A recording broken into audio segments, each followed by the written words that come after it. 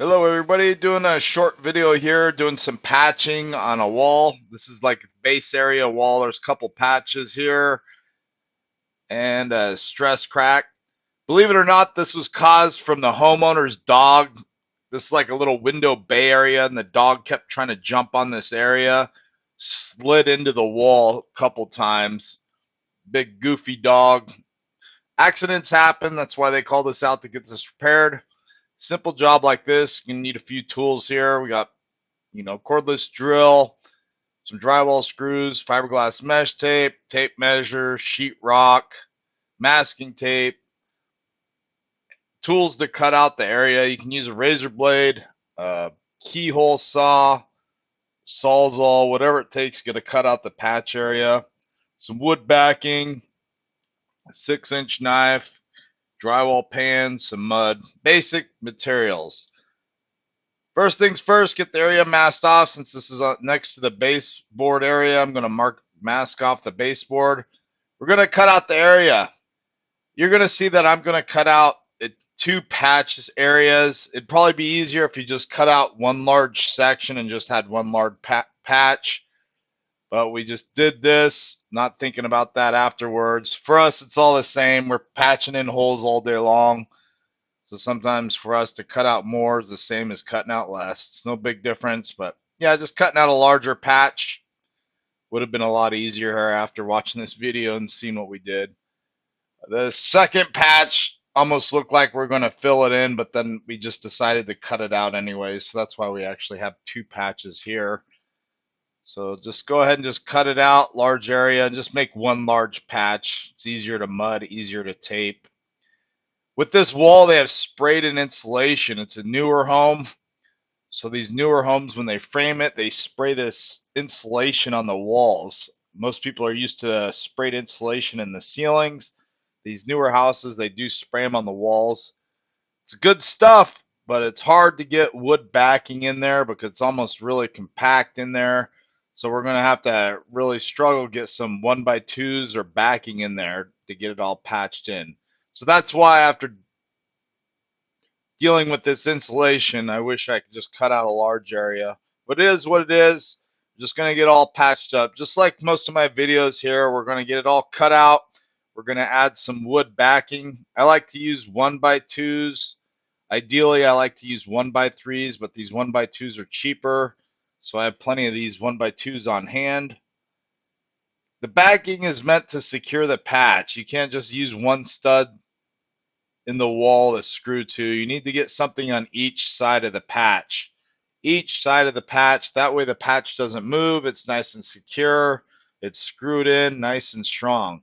Even though we're going to fiberglass mesh this and coat it with mud, you still need to get backing in there so it doesn't move and crack out. You'll see when we're digging out these patches how messy this insulation is. I had to dig out a whole lot of this insulation just to get our patch to sit correctly. Add plenty of screws. Always add a couple screws in your patch. If you can, get some in the existing studs. If there's existing studs nearby, tighten up the wall. This one also had a stress crack in the middle. That's why it's probably easier just to cut out the area. Just one big patch. Like I said, the second little patch, we weren't really going to cut it out at first until we figured out it went all the way through the wall because it just looked like a push in. So we decided to cut it out.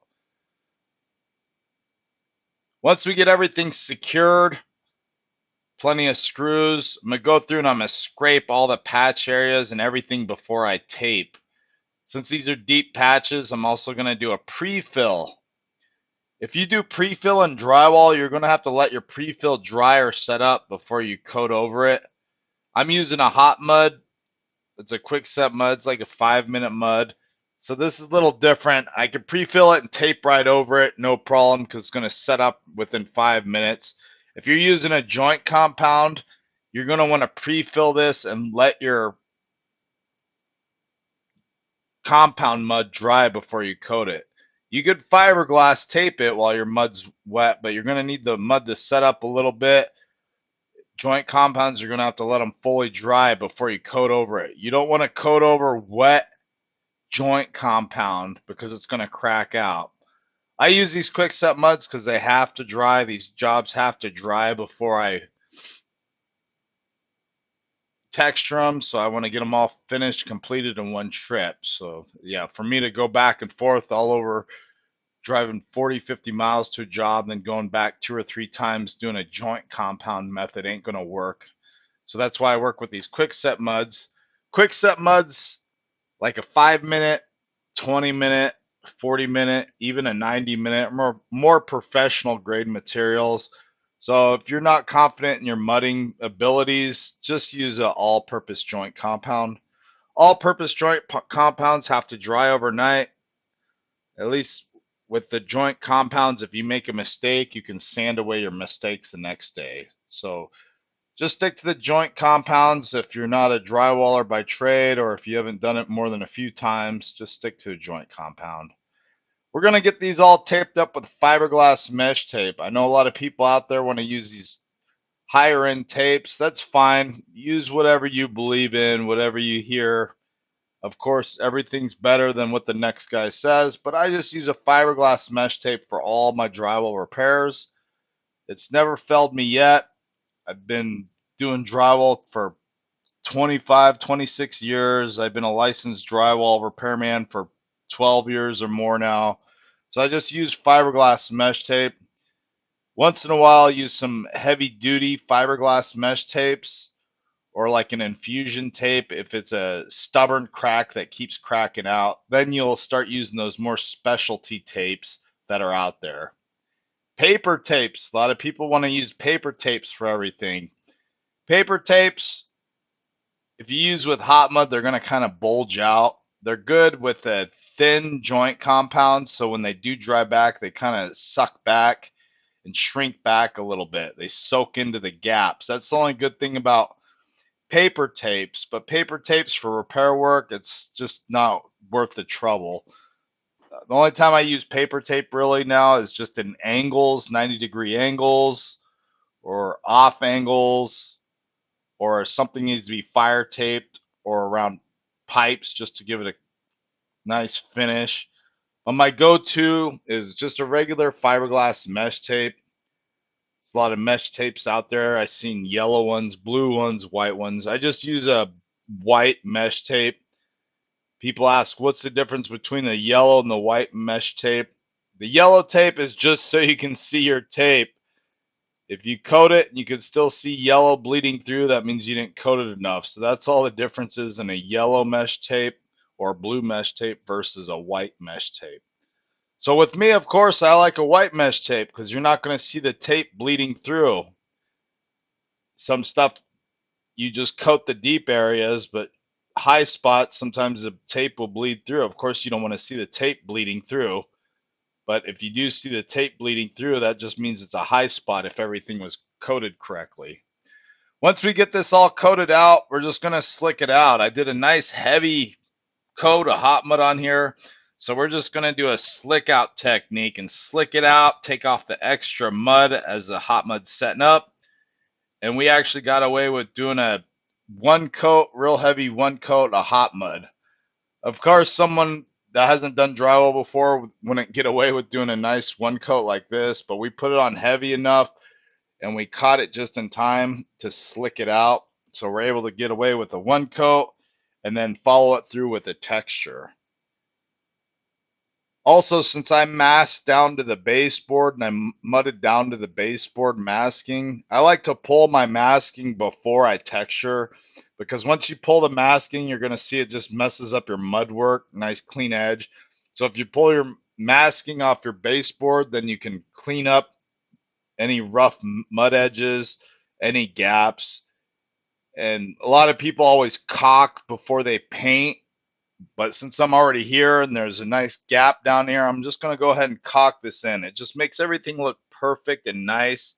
Of course, if I was coming back the next day to sand or paint it, then I would caulk this. But since I'm here just this one time, I'm going to caulk it in before I texture it. It just gives it a finishing touch, just makes everything look nice. Cleans up the baseboard where the baseboard and patch meet, just makes everything clean and nice. This is just a finishing technique that don't have to be done this go around while you're messing with mud. Sometimes it's easier to do caulking after the texture's fully dried. Once we get it all caulked in, I'm going to follow through and do a skip trowel. There's a lot of videos on my channel doing these skip trowels. They're really popular out here in these newer homes. Most houses that I do repair works in now that are about 10, 20-year-old homes, and they have a lot of these skip trowel.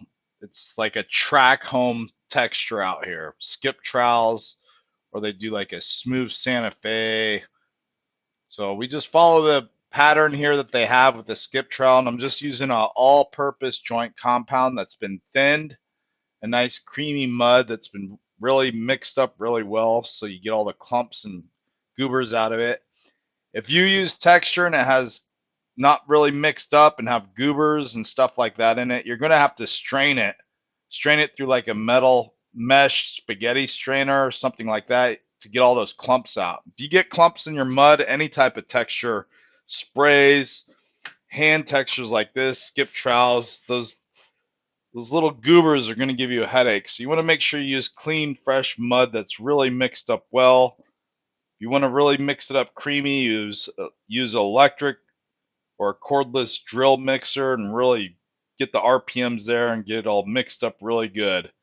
I'd compare it to like mixing pancake batter where you're just mixing it up really good. You're getting all the clumps out of the flour. It's pretty much the same process here. You want a nice creamy material, almost like a cream, sour cream, nice texture. We're going to get it all skip troweled out. Easy process. I'm going to let that dry for 24 hours or so, and then once the texture is fully dry after a day or so, they can turn around and sand it with 150 to 220 grit sandpaper. Just lightly sand it.